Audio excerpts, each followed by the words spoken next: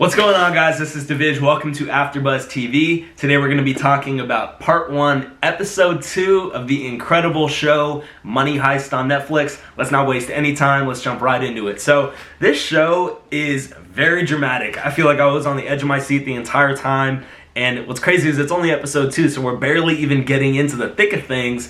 But it's just so I just want to jump into there and be a part of the show. But it's cool because obviously it starts off with Raquel getting a call from the commissioner saying, hey, we need your help on this investigation. She's on her day off and she's like, I'm there. Let's get right into it. So I thought it was cool that they sort of have a female as this boss character who's sort of leading the investigation. And we'll actually see she's not the only boss character because Tokyo, as you guys know, is also kind of badass. And that brings me to my next topic of Rio and Tokyo's relationship is so interesting because Tokyo's obviously older than him. Rio's clearly whipped, super whipped.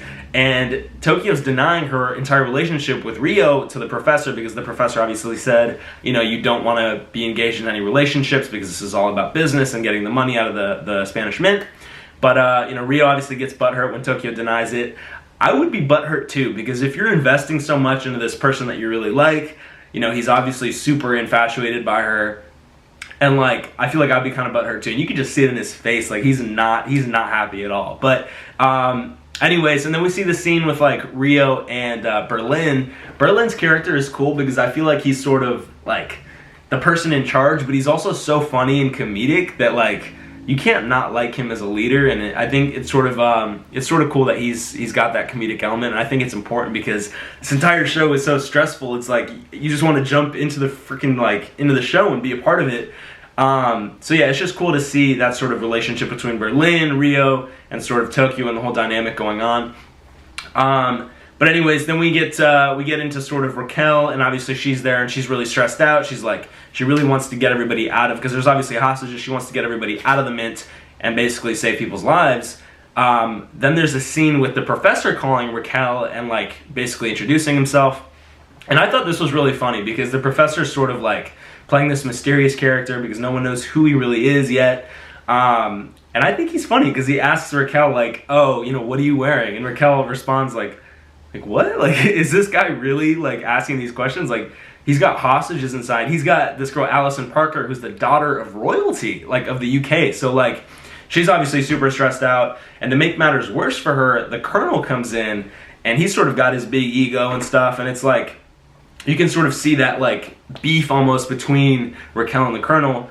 And I kind of think Raquel's kind of got the dominant sort of character in the situation because she's clearly the one that the commissioner called. The commissioner didn't call the colonel to come in.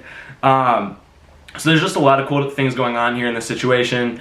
And then you see the colonel bring up the domestic violence case with Raquel. And that's just so unnecessary. You don't, in a professional environment when you've got all these people inside the mint that are potentially in a life-threatening situation, as a colonel, why are you bringing up this domestic violence case about Raquel? It's so unnecessary. I would be pissed off if I was in that tent. But then we kind of see this whole situation of the colonel says, what, we're going into the mint, and the professor is so smart. He obviously has this whole thing anticipated almost. He's got it all. He knows exactly what the investigators are going to do. And I think that's so cool. I think the professor is definitely this smart character, and I just think he's so I just want to be him almost. I don't know. It's so interesting. And then obviously they have Allison Parker call and say, hey, the hostages are dressed up exactly like the robbers. Don't come in here. And I was on the edge of my seat when this happened. I was how the heck? They are so smart.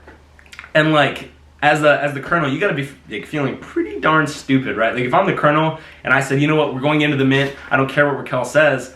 And then you see that the hostages are dressed up exactly like the robbers. That is genius because you can't shoot. You just can't shoot because you don't know who you're going to hit.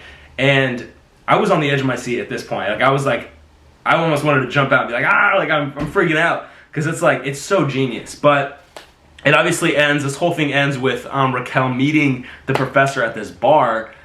And this is things are about to get real. This is insane, right? So I'm super excited. I can't wait to see what happens in the next episode and kind of how the relationship between the professor and Raquel builds.